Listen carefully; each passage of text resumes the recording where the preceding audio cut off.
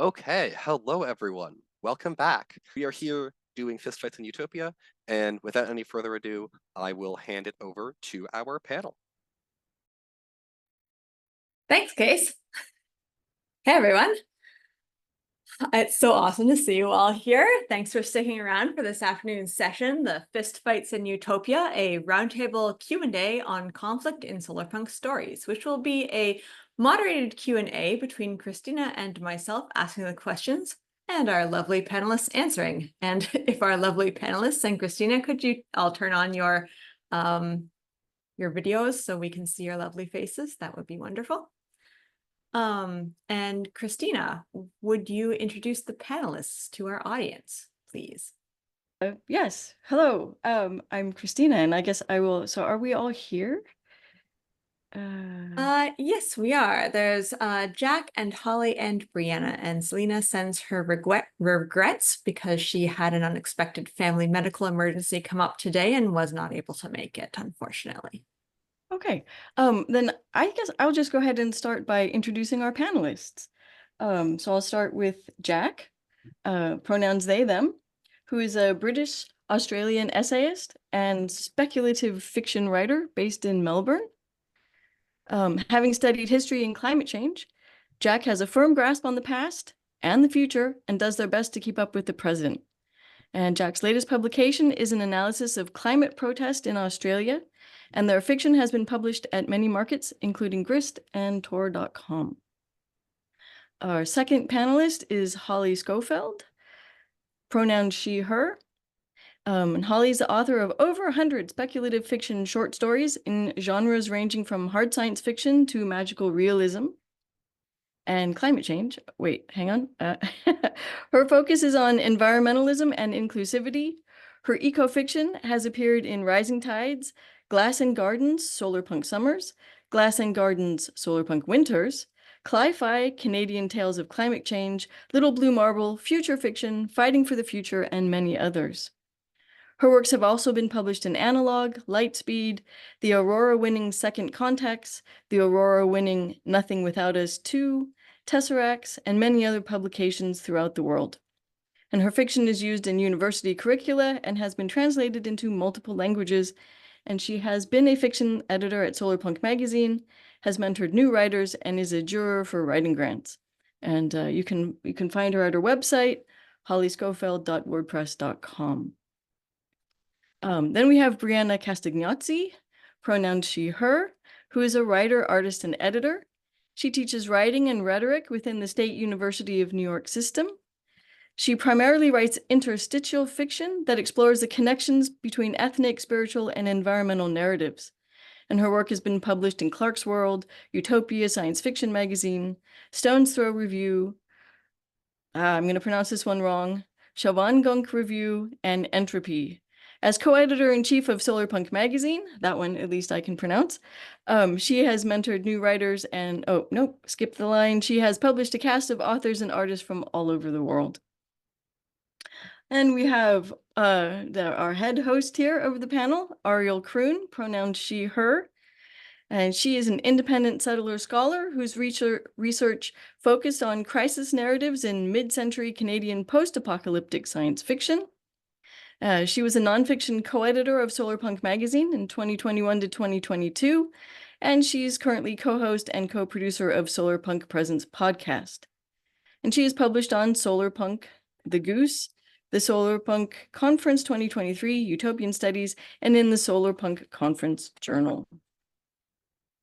And then lastly, there's myself, Christina De La Rocha. I worked as a biogeochemist for more than 30 years. God, that sounds terrible. Including 6 as a professor before I burnt out on academia. Since then, I've been publishing articles and stories. I've published some in Analog. I've served as a nonfiction editor at Solarpunk Magazine. And I've also been co-hosting, co-producing the podcast Solarpunk Presents. I've published 1 book of popular science fiction. I'm working on the second one. And I'd like to add that my article, Life But Not Quite As We Know It, won this year's Reader's Choice Award at Analog Magazine in the nonfiction category. So I'm very excited about that still. So, okay, so I'll hand it back to you, Ariel. Yay, okay. All right, thank you. Yeah, as I said before, Selena Middleton sends her regrets. So she had an urgent family medical issue come up at the last minute and she wasn't able to make it today. So hopefully she can join us in the future. But today's presentation is sort of a quasi workshop, since we have here some very illustrious writers and experienced editors of Solarpunk and positive climate fiction in general. We're here to answer questions and give advice on weaving conflict into Solarpunk stories in an intriguing way that hooks the reader, but is also true to the Solarpunk genre and the ethos of positive climate futurism. If you're a writer of Solarpunk, an editor or publisher, or simply just an enjoyer of the genre, so this panel is for you. So you're in the right place. When Christina and I were nonfiction editors of Solarpunk Magazine, and even now as hosts of the Solarpunk Presents podcast, we get a lot of questions about Solarpunk fiction from people we described Solarpunk to, like Solarpunk fiction. Specifically, we'd get the question of how there can be conflict if the world is a utopia, and that would just always come up. So as we wrote in the description for this workshop, this attitude often ignores the fact that a lot of Solarpunk can actually be set in a world transforming from the sort of dystopia now into a better future, so that it will have conflicts galore. And even Solarpunk fictions that are set in once a positive future has arrived. So like Starhawk was talking about, it's the background of it. They can be centered around conflicts that are interpersonal, intra or inter-community, and as big as between like cultures or as intimate as between friends and family. So it's a pretty impoverished imagination that assumes that a perfect future will also bring about perfect harmony between all human beings, because people are still going to be people at the end of the day. And we don't tend to get along so well as people, but that's okay. We can work through it. And what's interesting is how we work through it. So we wanted to pose some questions to the experts, you guys, those who've been working and developing a keen eye and particular talent for crafting and appraising Solarpunk stories, in order to sort of talk more about this issue among a community of Solarpunk writers and readers. So this roundtable will address the issues of creating realistic conflict within a Solarpunk story. Like, we're not going to ask you to do anything except for bring your inquisitive minds to bear on this issue and the genre, and to sort of listen and glean wisdom from our pretty fucking esteemed panelists about this. We want you to come away from this panel and apply what we've talked about to your own writing or criticism or enjoyment of the genre. So how this is going to go is that Christina and I are going to pose some questions and facilitate a conversation between our panelists for the first 40 minutes of this workshop. And then we're going to open up to questions from the audience about this topic. So we'll help with, like, we're going to read them out of the Q&A box, or you can put them in the Discord channel and we'll read them from there. And if you'd like to stay anonymous, let us know and we'll keep it that way. And so without further ado, let's begin. So Christina, can you start off maybe with the first question? Yes, I can do that. So this first question goes out to Bree and Holly. So Bree is a publisher and an editor, and Holly is a writer and a former editor of Solarpunk and positive climate fiction. So what is one Solarpunk story you can think of that does conflict very well? And why do you think that is? Sure, I can start. Hi, everyone. Thanks for listening in. I'd like to talk about Sweet Water from Salt. This is by Jeremy Pack Nelson. It was originally published in Solarpunk Magazine, the 4th issue, which was our inaugural Colorful Roots issue. That was that was and is published every July, and it features a cast of authors and artists that are BIPOC. Yeah, so Sweet Water from Salt is interesting because it posits conflict in 2 to 3 different ways. The first way that it offers conflict is where the protagonist Cyril, he's trying to maintain ownership of his late parents' boat/apiary. So it's a boat that has these rare engineered bees living on it. And he's trying to maintain ownership and have it not stolen by this kind of illicit/capitalistic venture the Sino-Pact merchant marines. So this conflict is very external. So the main character, he had basically these goons are on his ship, and he has to kind of work with the aspects of the ship, like its like sound design, and then its ability to speed away into the ocean to take it away from those that would like to steal it.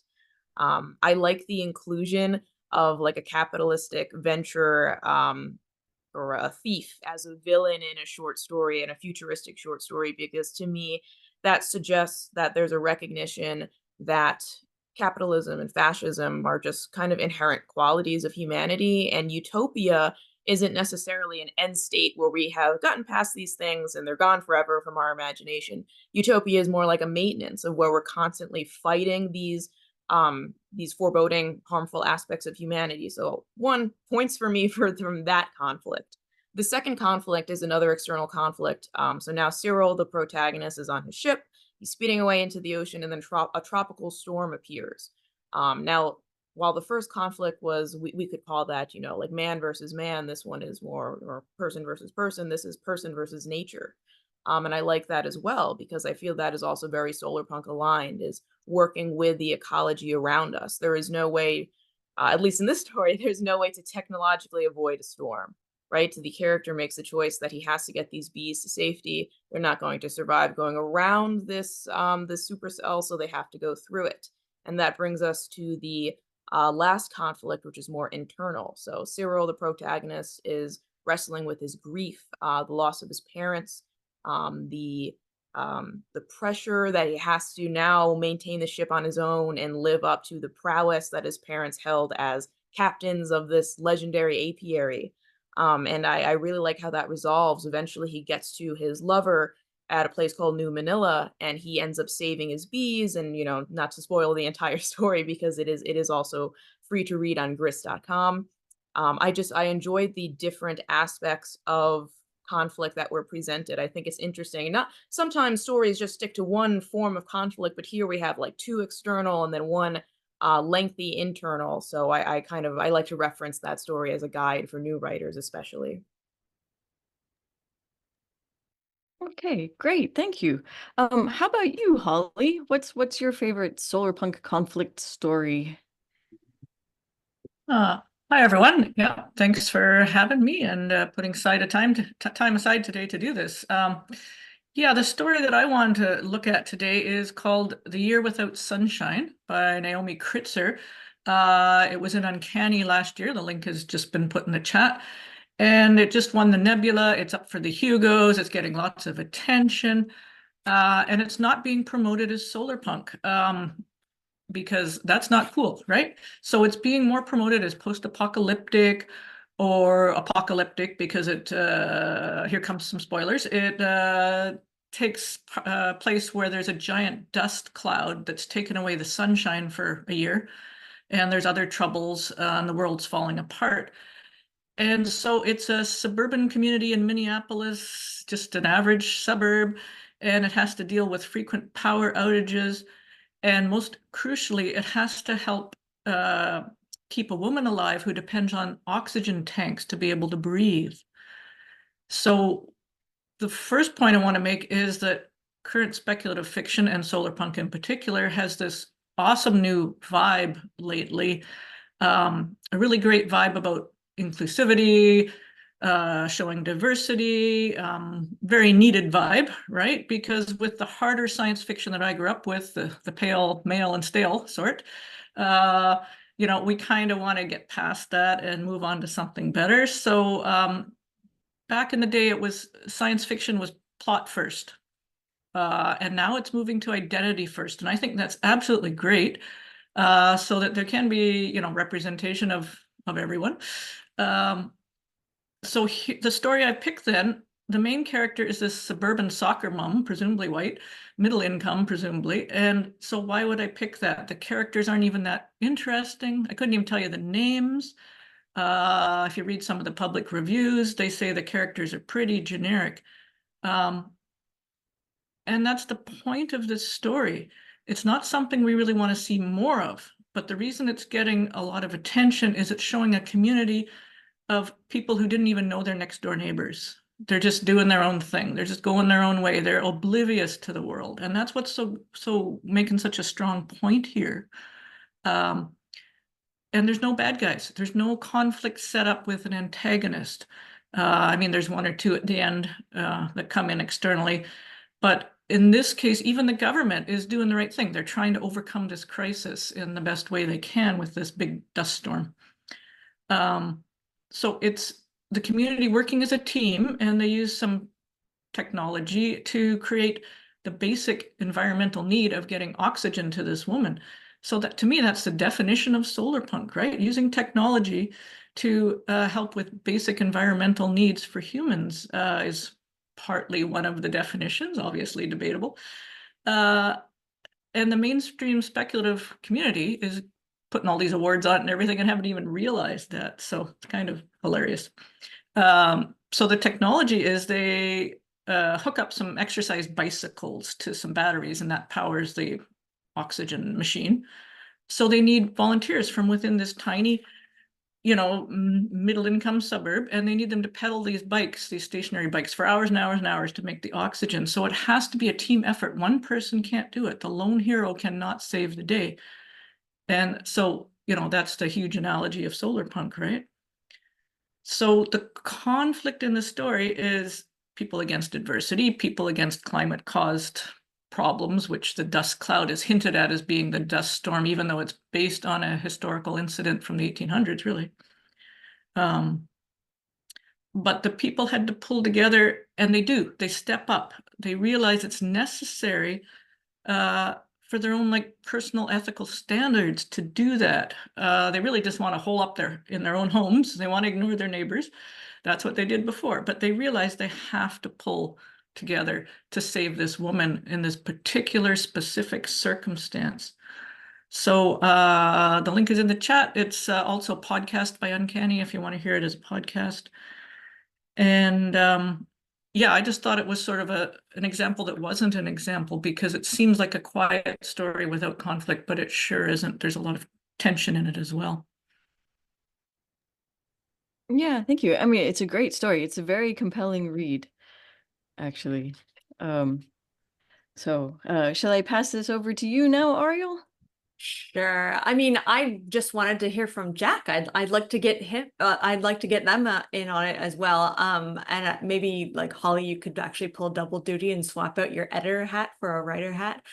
We'd love for you two to add your thoughts on this from a different angle. So, what solarpunk or positive climate fiction have you read that you feel portrays conflict in sort of a realistic and intriguing way, and why is that? So, Jack, could you tell us? Hello. I am coming to you from Melbourne, Australia, where it is still more lunar punk than solar punk. I had to think about this question, and I decided to go with a story called Sunshine State by Andrew Dana Hudson and Adam Flynn, which came out about 8 years ago. I think can put a link to that in the chat. You can get it free online. This is a story that crams a lot into a relatively short amount. So again, the characters are not particularly amazing, and it's not going into great detail, but it's set in Florida in America, in the Everglades sort of swampy area, where a activist group have set up their own little kind of purification solarpunk fortress where they're trying to fix the swamp. And eventually the government gets wind of it and comes down and tries to take it over. And I thought this was interesting because it's playing on a trope that's been sort of central to American science fiction, at least for 80 years or something, which has always had a very strong libertarian bent, with the idea that the government kind of gets in the way, and the lone kind of countercultural groups are often the ones who are pushing culture forward. And that is a fun and often great kind of trope for science fiction. But I found it interesting because it's in the real world. That is, I think, one of the conflicts that is coming up and will continue to come up in the future. I have my family's involved in politics, And I also know people who are more on the punky side, so I kind of see both sides. And so I don't think it's as simple as the government being bad. People I know in the government tend to be very well-meaning, but they also see the world like they are the ones that have to run it because that's how it's done. And so they don't get up in the morning and think we have to go shut down this utopian project happening. They think we have to protect people and we have to try and do it the right way because that's the way it should be done. And that is already is becoming increasingly at issue, I think. And in the Solarpunk,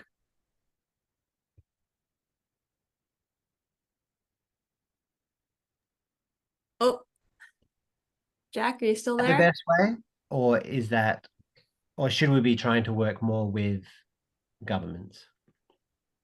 Okay, we lost you for a second there, Jack. Would you mind repeating the last little bit that you said? I was saying that it's interesting to me because we often think of this idea as the government is bad and activist groups is good. It's easy in the story, but in the real world and the politics of Solarpunk as they might be applied in reality, I think a lot about that question and whether we should be trying to work with governments at various levels or doing your own projects. And I think there's much to be said on both sides. And that to me is an interesting conflict in fiction and reality. Yeah, for sure. I think a lot of the conflicts in solarpunk fiction stem from ones in reality, and they're a safe space for figuring out your conflicts. Holly, I wanted to ask you the same question, basically. The question, sorry, which question? Oh, Sorry. yeah, sorry. Okay. Actually, we're on to the next question, but it is for you, Holly. You've been in the game for a while, and we'd like to know if, when starting to write a story, you generally kind of have a market in mind, given that some markets, like Solarpunk Magazine and Utopia Magazine, etc., like they already recognize solarpunk as a subgenre, but most others don't, as you were kind of talking about. They just don't see it.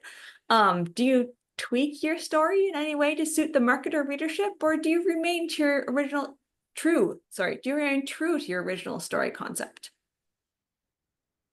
Yeah, great question. When I sit down to write a story, I typically sort of think about it as a Venn diagram, as two overlapping circles. So what do I like to write is the first circle. What do I want to write? And the second circle is what will sell in the marketplace. And then I try to write something where the two circles overlap in the middle there. So my inspiration for a story might come from my personal beliefs, environmentalism, whatever. Or it might come from the theme of an advertised anthology submission call. And there have been some themed ones lately that are somewhat solarpunk. So when I first started writing, I kind of wrote anything I felt like. And I've written everything from steampunk to cyberpunk to solarpunk to clownpunk, all the punks. And but just telling a lightweight story, even for fun, even to entertain somebody, well, you are sending a message, right? Because you're not questioning the status quo and what might be wrong with it. So I also started writing darker stories. Things end badly. There's no sort of alternative vision or outcome. And I decided a few years ago that I just rather would write about building a better world. I think it's harder to write solarpunk than a lot of other genres, because not only are you creating this fantastical world or whatever, but you're also trying to come up with a solution, and you're also trying to make it hopeful at the end, hope punk, right? So the other thing I like about solarpunk is you can show resistance movements against the status quo and so forth, but you can also show people of all kinds, all communities, all spaces. They can inhabit the story and they're not being institutionally marginalized the way it would be in a present day story. You can show them flourishing in this futuristic culture, and to me, that's huge. So if you want to read more about that, I've got a blog post on the SIFWA, the Science Fiction Writers Association, sfwa.org, about writing with hope. So any writers that are listening, you might be interested in that.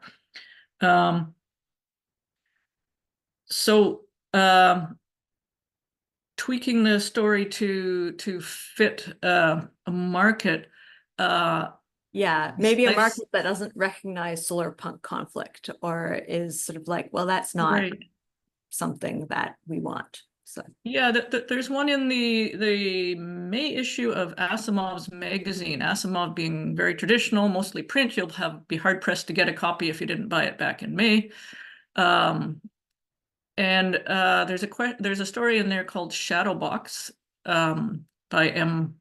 Bernardo, and it's a very quiet story about some birds and some birds' nests. And first of all, you think there's no conflict in it, but there is. So there's an exercise for the audience is to find the conflict there. And secondly, it's not being seen as hope punk at all. It's a total departure. And I am somewhat thinking that the author tried to sell it as Solarpunk, couldn't do it, and sent it to Asimov's, who picked it up for a lot of reasons, mostly because it's good writing. But interesting that one sort of slid through. You could just see it sliding between the cracks. And I also wanted to mention another story, one that I wrote. It's called One Bad Apple. I wrote it to show that extreme government surveillance is a wrong, bad thing. And that we need to combat that. We need personal surveillance and so on. But as I revised it and revised it and revised it, and it was originally written for a young adult audience, the government was so much better when the surveillance was increased. It's about a food forest in a major city, and each individual apple is tagged. So when it's ripe, it gets picked that day. It goes to the person who needs it most.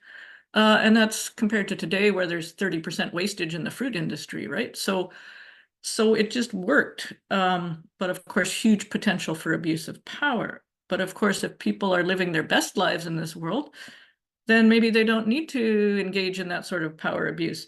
So, I'm not going to answer that question, but it was just an example of something that's now been published, reprinted 4 or 5 times, I think, in wildly different markets. Even though to me it's Solarpunk, to the editor, they were all seeing something else in it. So yeah, I'm interested to hear what Bree and Jack think about that question as well. Yeah, okay, yeah, thank you. That's a lot of food for thought there. So I will go ahead and toss the ball here to Jack in the other hemisphere about their perspective on writing. Again, the same question: do you write a story with a market in mind, and all of that?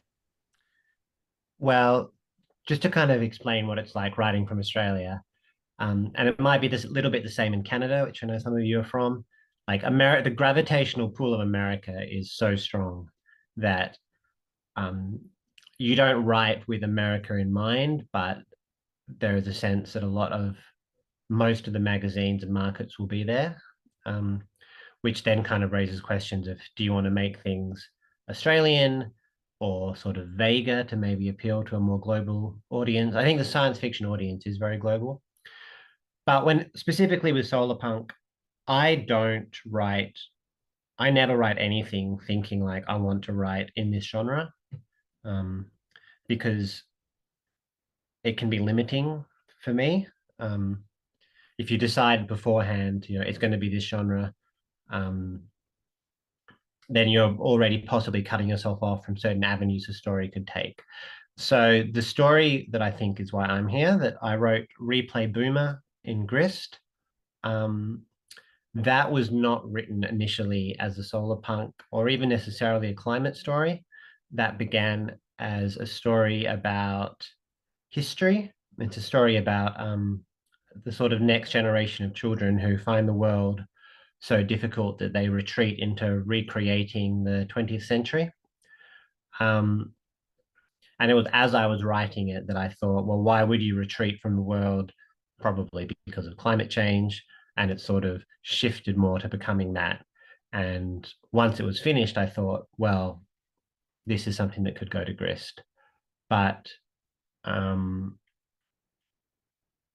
except with themed anthologies where you're writing to a very specific brief, I prefer not to, because I want to try and write like Holly said, in a variety of different genres. And then you sort of pick whichever one seems to make sense for the message you want to make with that story. But because Solarpunk is particularly about the climate, and so much of our lives are now about climate change, I think it's increasingly difficult to write without touching on those subjects, especially if you're writing about the near future. And this is why I find science fiction to be almost more of a mirror of our lives than realist fiction has been the last 10 years, because so much of kind of literary fiction doesn't want to look at what is happening in the world with climate, with AI, with technology. It kind of doesn't fit the tradition that they're using. And so I think that's changing a bit now, but 5-10 years ago, my feeling was reading those stories, this isn't even reflective of the present. And it was the science fiction I was reading, things like Solarpunk or dystopias, that felt more like they were saying something about the world we lived in now. And so that's where my writing tends to go, I guess, when I want to write about the world, which is what I'm writing about. Yeah, okay, thank you. That's a great answer. And everyone should read the replay. Replay Boomer? Nay. No, what was that? It is such a great story. I really loved that one. And maybe I might sort of break with the schedule of questions we have here, and I might throw a question to Bree here as a writer. And when you sit down to write a story, do you start with a theme in mind, or how is it that you come up with the stories that you write, Bree? That is such a great question. I think it really depends on the context in which I'm writing. So in the past, and I think in comparison to my fellow panelists, I'm still relatively new to the Solarpunk and publishing scene. But in the past, when I have, endeavored to sit down and, get a story published, I have typically written to the standards of a contest, like Imagine 2200, which I haven't been submitting to because I now read for that contest, Grist Imagine 2200 contest, so exciting. But one story that I have gotten published, one Solarpunk story, it's called Keki's Pitcher Plant. It was published in Clark's World's 195 issue. I did write that for Imagine 2200, and I did start out with a presiding theme. I wanted to be Solarpunk, and I wanted the theme to be, well, I wanted at least the conflict to be internal. I wanted to practice writing an internalized conflict. So, to summarize my main character, she is a terminally ill, middle-aged geneticist, and she's returning to her lab where she used to do genetic conservation work, because the lab called her all of a sudden. It summoned her old, worker's ID. And when she gets there, whoa, she realizes that the lab has made a clone of her for some reason. And that's the mystery and question of the story. And I did start out wanting to have that sort of mystery, like early on in the writing process. I was like, conflict has to be internal, gotta be Solarpunk, has to be set in the Philippines. I typically set a lot of my stories in the Philippines where they have Filipino characters. So yeah, that's typically where my writing process begins, either with prompts set by contests or a mix of that, and I want to have some kind of internal, external conflict or some kind of presiding theme that I'd like to practice. Nice. Thank you, Bree. So this is a question that for whoever feels like answering, but to you, what even makes a conflict like Solarpunk? You know, like, do certain attributes, like, quote unquote, count more than others? Is there like a kind of conflict that is the Solarpunk conflict, or is like, how would we recognize it in a story? Anyone who wants to jump in.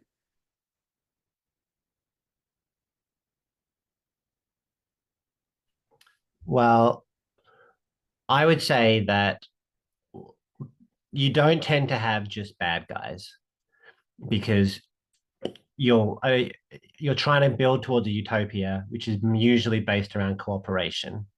And so I think a lot of conflict is about disagreement over means rather than ends. That would make it more solarpunk. Because utopias are things that they never happen in the present. Utopias are things for the future.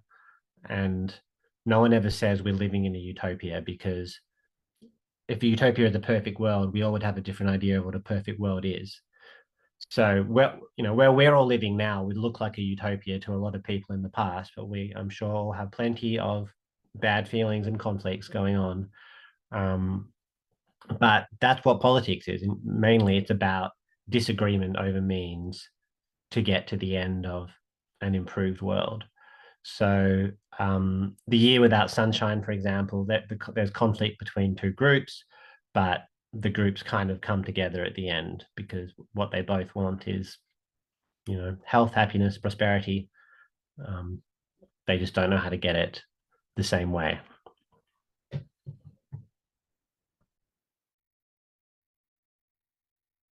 Yeah, for And sure. I think Go within ahead. the Solarpunk community, you can break it down into the various different groups as well. And actually, someone has done just that for the purpose of gaming.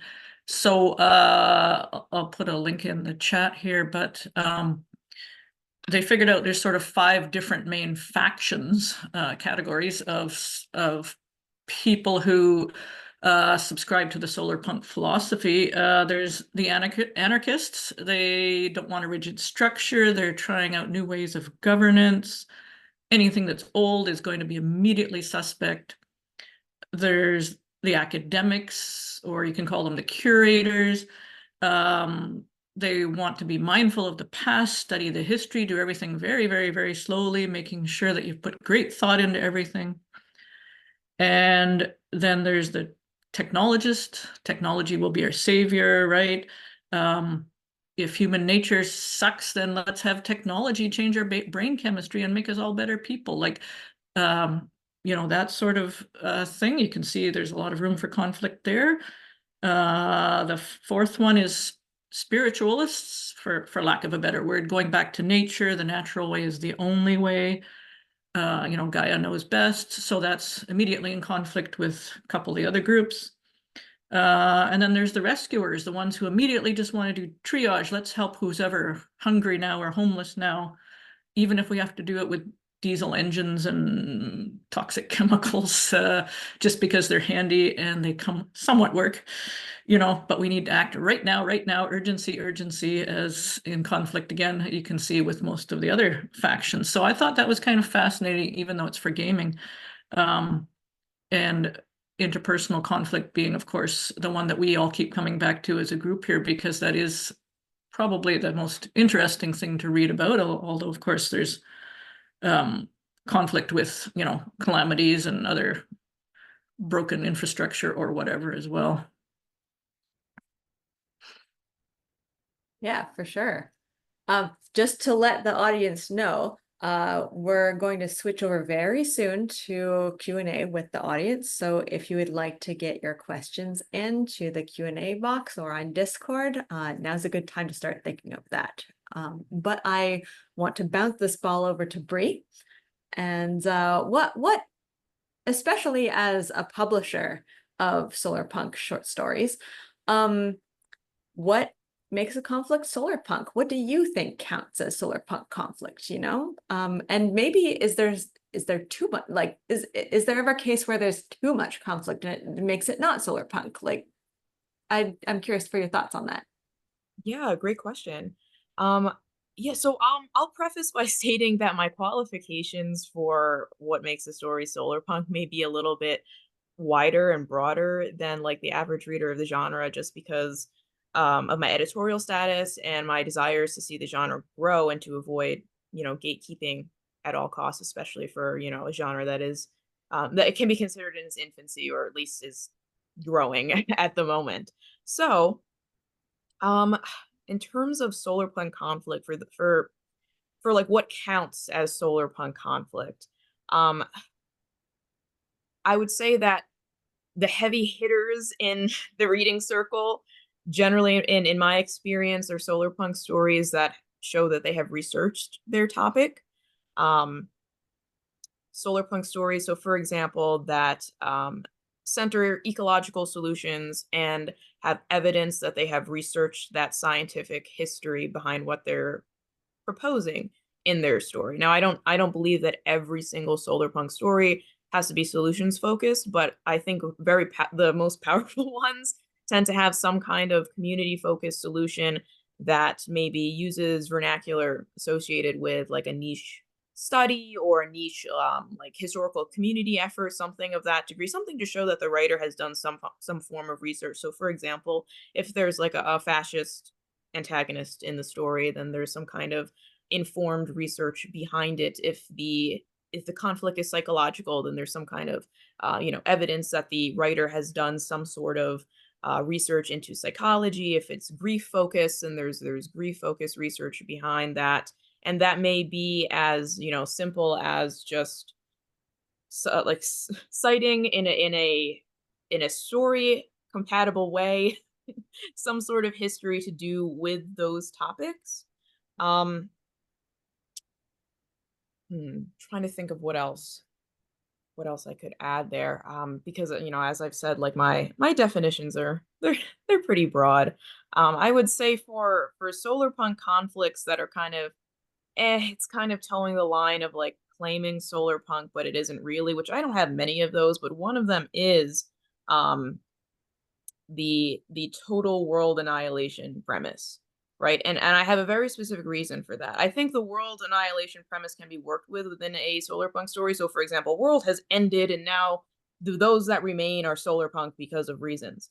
I think that can work because we have to acknowledge that there are people all around the world, specifically in the global south, who have experienced their climate disasters, right? And they are in a post-apocalyptic, colonized, completely exploited state. And we have to honor their perspectives within the solarpunk, community and within solarpunk fiction. I think when it becomes a bit like maybe reconsider your biases is when, oh, the world has ended because now the West has finally caught up and fallen as well. So of course, now the world is actually over and now we can all be solarpunk because America has flooded or something like that. That's a conflict that I would maybe, if a story is veering in that direction, I would maybe reevaluate.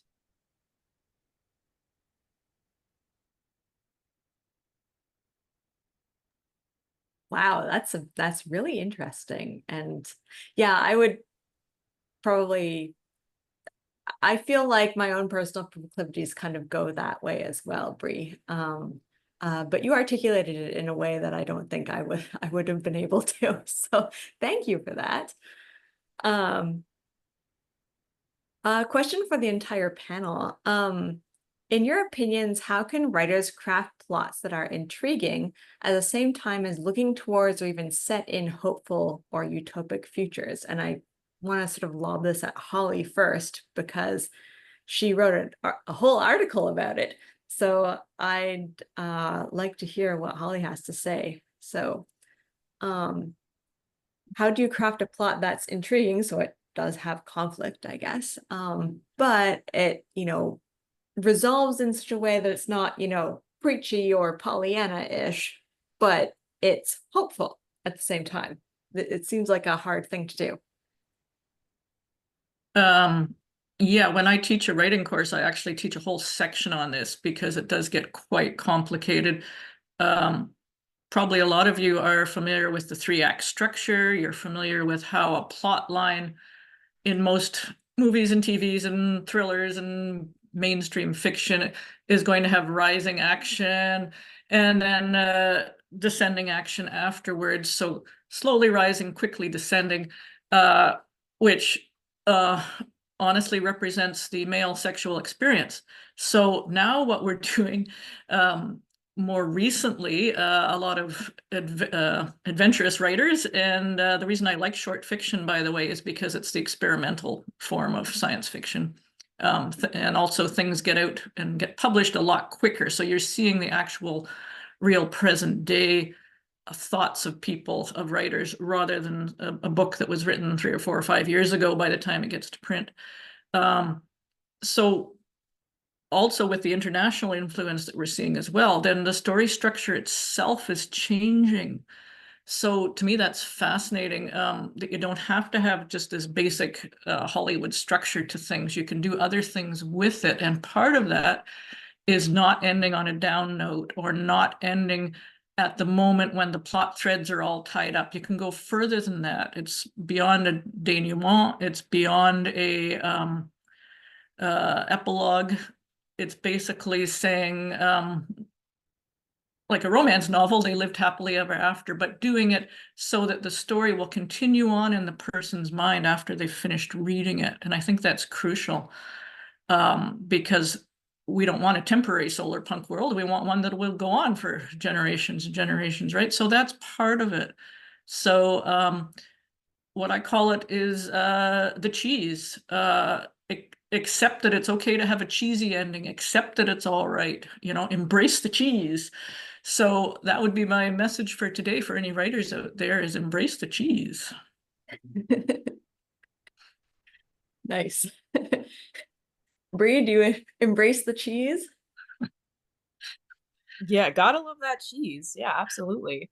I think going off of what Holly just said, yeah, so funny. Yeah, the Freytag pyramid is like the end all be all. The monomyth. Western media will have you believing the monomyth or the hero's journey is like the only way to do a story. And I really recommend that we as writers and readers and especially publishers read non-Western media and see how they handle conflict. It doesn't have to be something we consider solarpunk. It can really be anything from any time period outside of like the Western sphere. Right? Like how does, the Nine Cloud Dream, how do they handle like, dream states and conflict and apparent time travel in multiple perspectives? How do like pre-colonial stories from any colonized nation, state, or people, how do they handle conflict and the narrative progression? Because I'm sure a lot of cultures outside of like the Western academic writing structure don't utilize the Freytag pyramid. So it's interesting to see how how we can expand what is considered good writing in general, and also within the solarpunk sphere.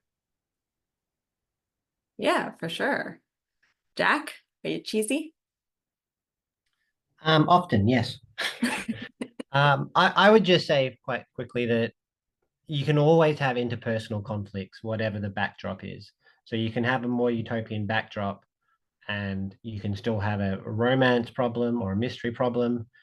Kind of for some reason, when you asked that question, I thought of the Disney movie Zootopia, which came out a few years ago.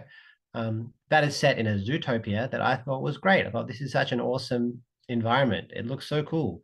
It'd be great to live there. But they do a, mystery conflict plot that works perfectly fine without detracting from the excitement of the backdrop and the politics of it. So there is always conflict in life. It's easy to put it in your story, and it doesn't have to be extreme end of the world darkness stuff. In fact, I often find that conflict is the least interesting to read about. Yeah, that constantly escalating conflict, I feel is unrealistic. And part of what I like about solarpunk stories is that to me they do feel fantastic, but they also feel realistic and grounded in a certain way. Yeah, is there any questions from the audience that you would like to have answered live? Because I have another question, but I don't want to take up all the speaking time.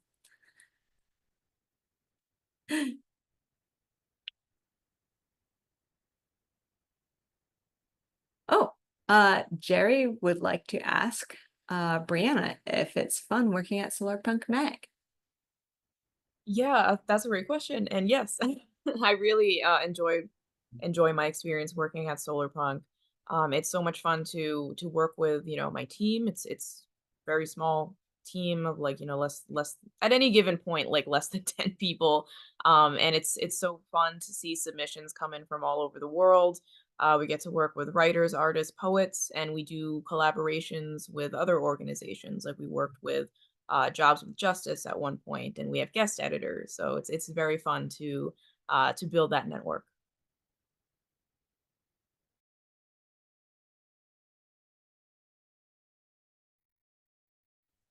Awesome.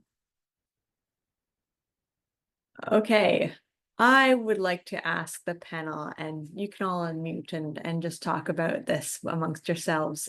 Where do you see solarpunk fiction heading in the future?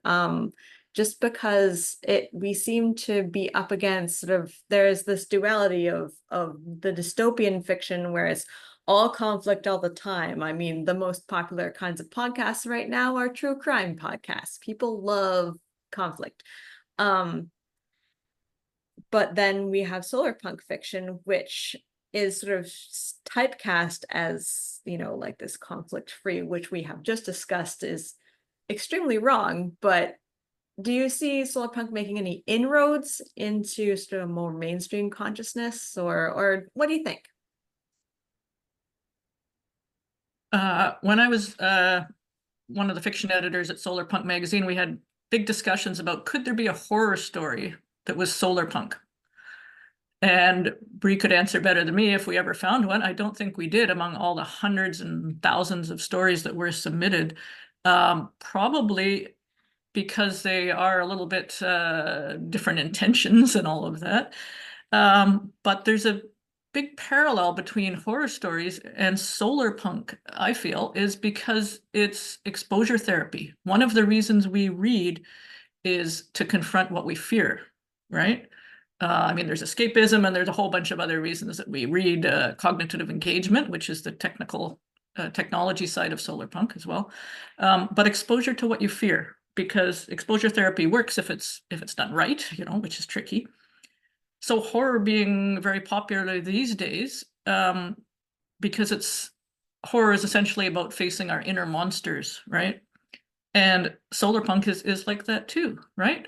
We have the inner monsters that created this world, and we're gonna have to live with it. So the fact that the solarpunk story is going to end on an upbeat, optimistic note is just an added thing beyond what a horror story can do. So I'm hopeful that the popularity of horror will reduce and the popularity of solarpunk will go up, because it gives more to the situation. It's going one step further. Like I'm saying about adding the cheese, it's also adding that note of optimism as well. So it's sort of confirming that there is a future, and I think that's huge, because another reason we read fiction is to see somebody survive, right? To see somebody survive the crisis and get through it and say that, that could be me without me actually having to risk my life. So there's a lot of parallels there, and I just see solarpunk as up and coming for that reason, that people will want more than the horrors or the dystopias are giving them.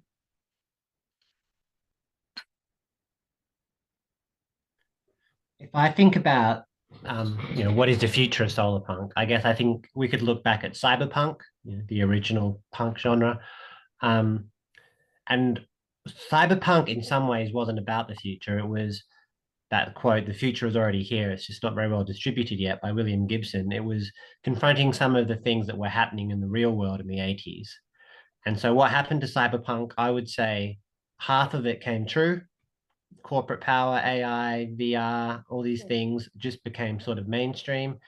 And the rest of it, the sort of superpower Japan, neon lights, rain, samurai fighting in the alleyways, that remains as a kind of a fun world that you can write pastiche of now.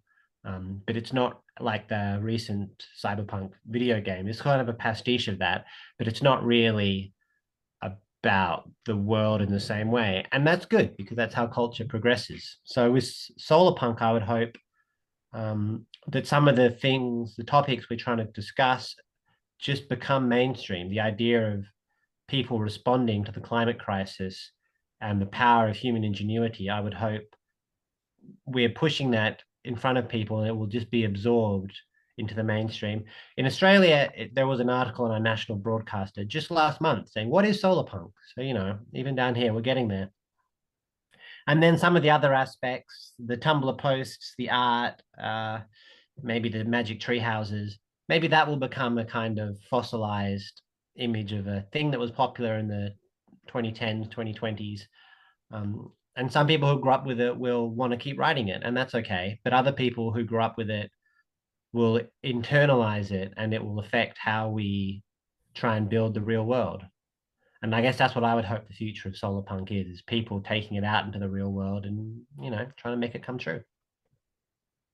And I'll just add to that, speaking about cyberpunk, that Android Press, which is associated with Solarpunk Magazine, has an anthology, which is now in the chat, Fighting for the Future, cyberpunk and solarpunk both together in one anthology. And you start out reading cyberpunk stories and then it transitions, it's like 3 sections in the book, it transitions into solarpunk. And it's sort of a fascinating read just to see how the stories morph into something else as you go through the anthology.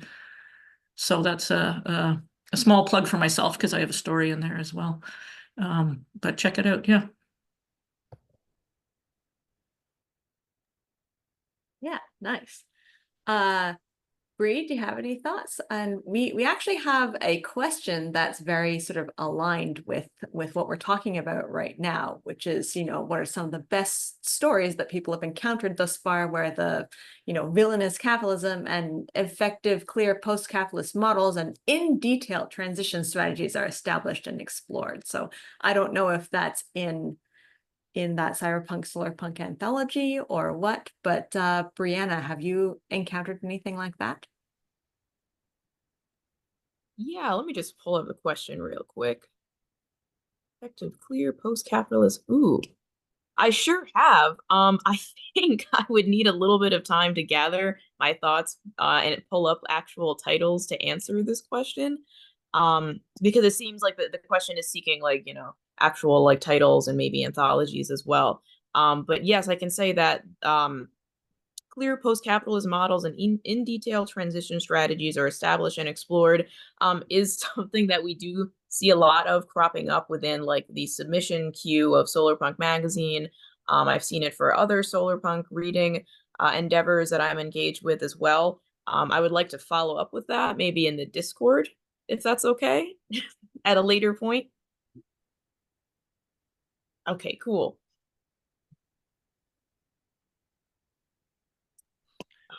Kim Stanley Robinson, I think, doesn't embrace the Solarpunk label particularly, but the Ministry for the Future and a lot of his books are very much about kind of co-opting capitalism and rejecting aspects of it and trying to build forward from this moment into something else. So there's a lot of detail, if you like that kind of thing, in those novels about how we could try and push out of this moment.